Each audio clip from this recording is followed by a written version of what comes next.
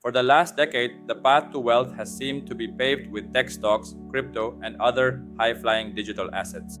The noise of the market is a constant cycle of boom and bust, hype and panic. But while most of us have been glued to that roller coaster, some of the world's savviest investors have been quietly putting their money into this. It's one of the oldest and most essential assets on earth. So, what's their secret? What do they see in a patch of dirt that the rest of us might be missing? It's a trend that's been happening largely under the radar. High-profile investors and family offices have been diversifying away from the chaos of public markets. Perhaps the most famous example is Bill Gates. Through his investment firm, Cascade Investment, he has become one of the largest private owners of farmland in the United States. But this isn't just one billionaire's hobby, it signals a much deeper strategic shift. These aren't impulse buys, they are calculated moves. This isn't about chasing the next explosive growth stock, it's about something far more fundamental. They are acquiring the very factories of food production. So, what's the first pillar holding up this strategy? In a word, inflation. For most people, inflation is a silent thief. It slowly eats away at your savings and your paycheck. But for owners of certain real assets, inflation can be a powerful tailwind, and historically, farmland has been a remarkable hedge against rising prices.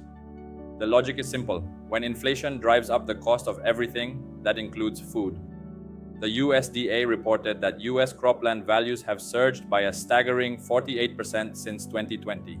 Think of it this way: a stock certificate is a claim on future profits, but an acre of productive farmland is a real factory, a factory for food, and people will always need to eat.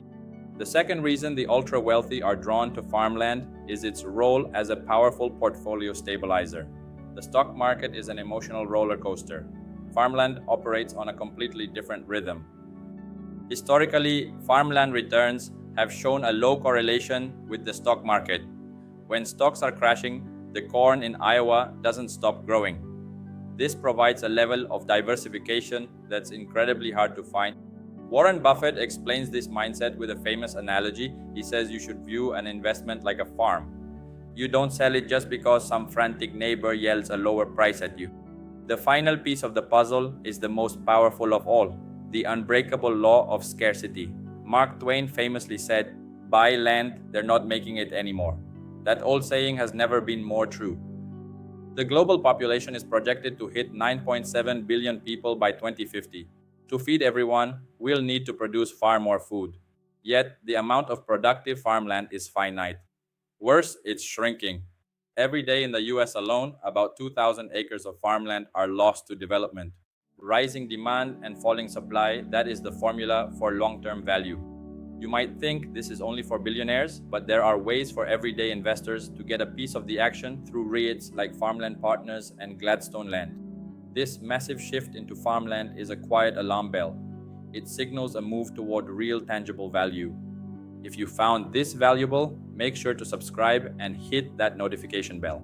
Billionaires aren't chasing quick profits.